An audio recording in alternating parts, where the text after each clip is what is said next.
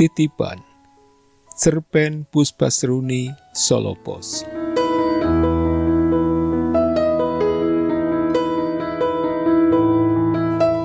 Baliho bergambar artis tampan dengan rambut ikal dan tatapan mata tajam itu sungguh mengganggu.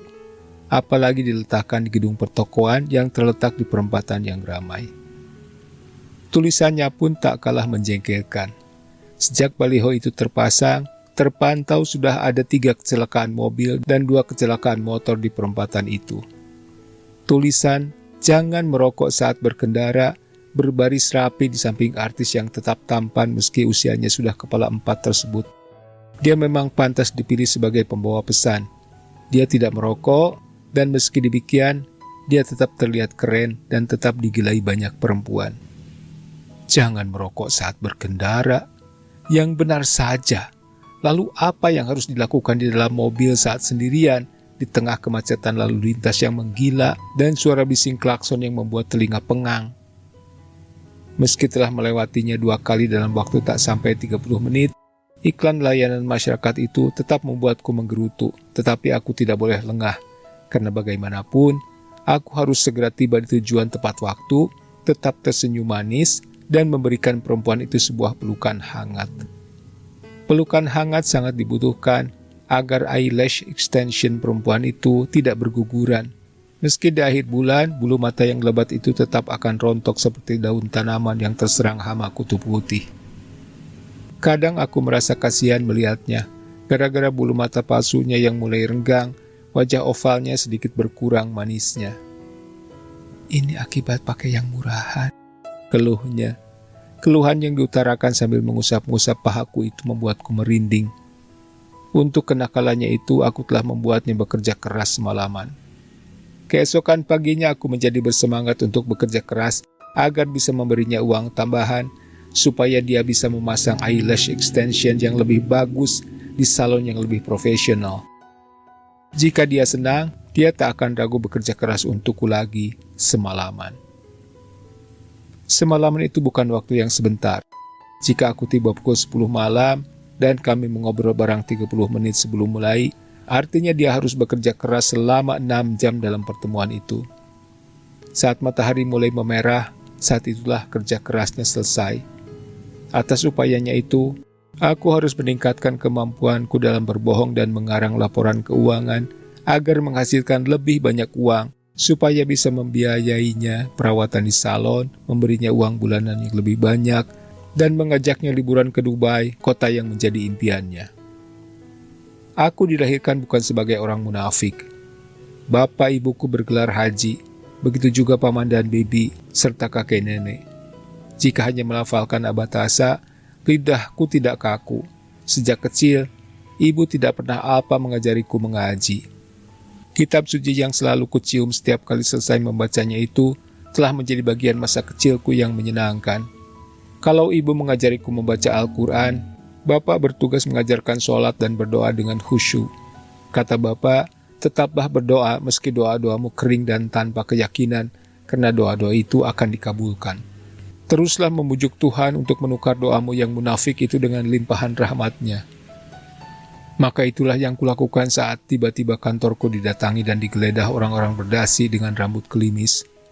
Katanya mereka dari tim pengawas keuangan yang baru saja dibentuk oleh Dewan Direksi perusahaan. Meski mulutku terkatup rapat, hatiku terus-menerus berseru meminta pertolongan kepada Tuhan.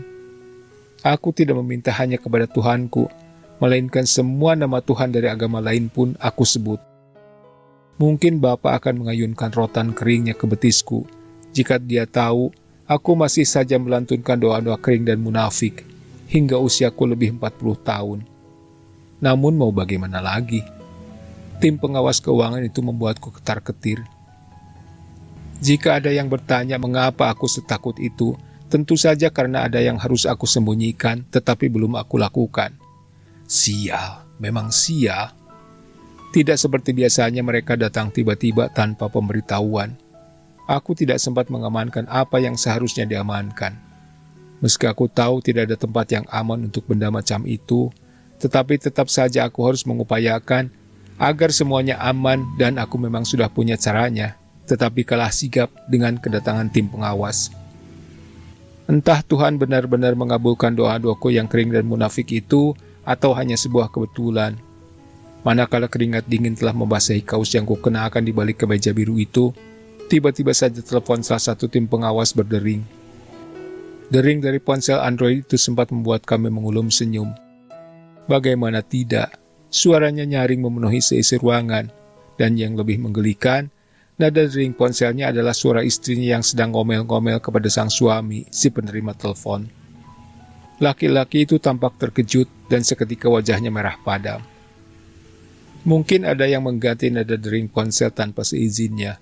Rasa malu bercampur marah tergambar jelas di wajahnya.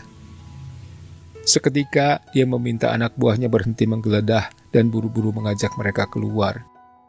Setelah 3 orang itu keluar dan situasi kembali aman, aku menarik napas lega. Begitu juga dengan anak buahku.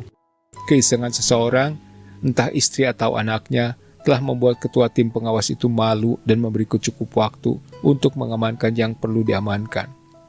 Aku langsung bergerak cepat. 6 anak buahku pun langsung sigap merapikan dokumen-dokumen. Meski ada beberapa dokumen yang dibawa, tidak masalah. Karena sesuatu yang perlu diamankan tidak terdaftar dalam dokumen itu. 5 bundel dokumen yang dibawa tim pengawas keuangan adalah laporan pertanggungjawaban pembelian barang keperluan produksi. Jelas, semuanya dibelanjakan sesuai pengajuan dan tidak mungkin aku kurangi jumlahnya atau aku markup harganya. Jika harus disinkronkan dengan catatan stok opname, semua sesuai. Apa yang dibelanjakan, apa yang diberikan, klop. Dokumen itu clear, dan aku sangat ahli dalam bebersih. Kemampuan bersih-bersih itu kudapat dari seorang senior yang katanya didapatnya lagi dari senior sebelumnya, dan begitu seterusnya. Ilmu itu harus terus diturunkan untuk menjamin kelangsungan sistem yang sudah terbentuk.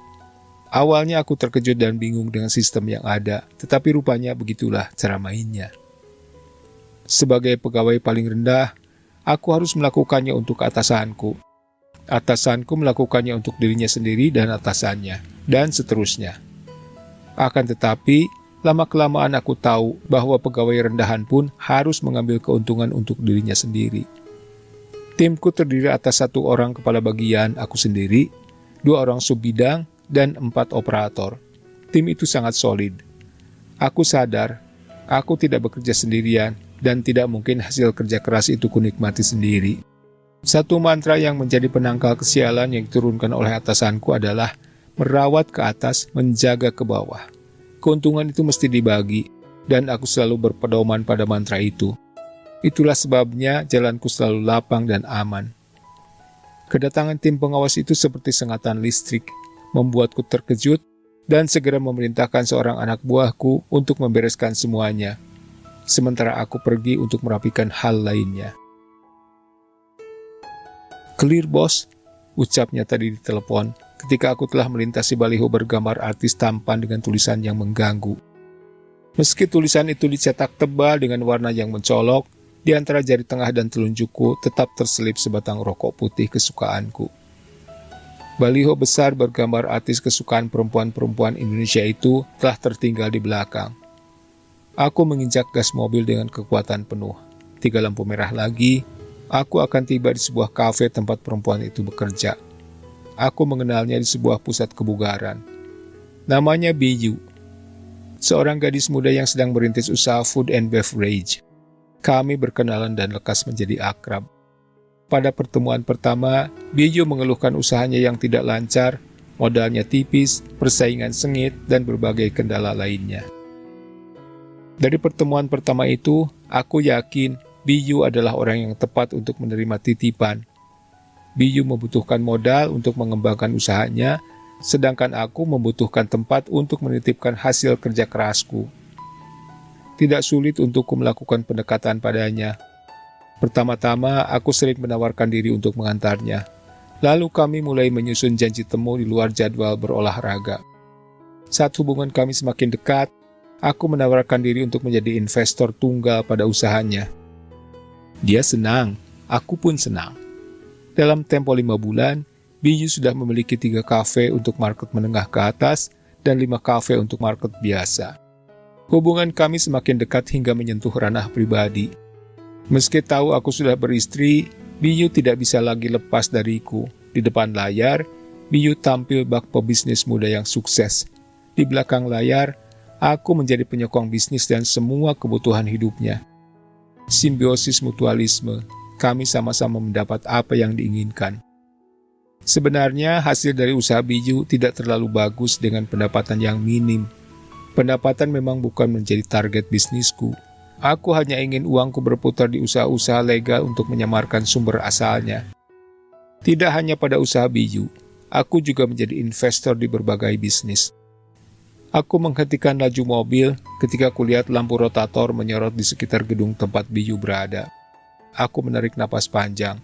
Keringat mengucur deras dari dahi juga punggungku. Apakah mantra merawat ke atas dan menjaga ke bawah itu sudah tidak mempan lagi untuk menyelamatkanku? Apakah uang setoranku kurang? Atau ada pengkhianat di timku? Kepalaku berdenyut, perutku bergolak.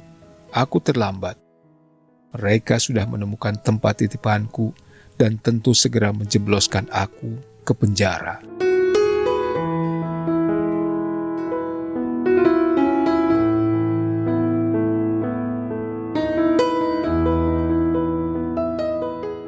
Terima kasih sudah menyimak. Tata dan Nami Hajab pamit. Selamat menikmati hari yang menyenangkan.